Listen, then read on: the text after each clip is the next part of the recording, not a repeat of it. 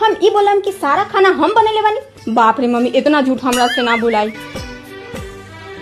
दो अनजाने अजनबी। आपका नाम क्या है?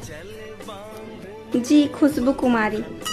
ए कनिया, खाए बनावे आवेला नु? खाना पीना बनावे लू नु? जी खाना बनावे आवेला। कोहरा के सब्जी बनावे लू? जानी कि सप्ताह में 2 दिन हमरा कोहरा के सब्जी चाहिए। कोहरा के सब्जी हमरा बहुत पसंद बा। जी कोहरा के सब्जी बनावे आवेला।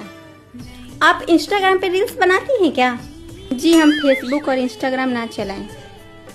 आपका कोई बॉयफ्रेंड भी है क्या? जी ना, हमारा कोई बॉयफ्रेंड नहीं है। इंग्लिश बोलने तो आता है ना?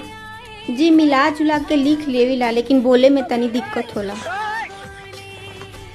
ये कनिया तनी खड़ा हो जाता।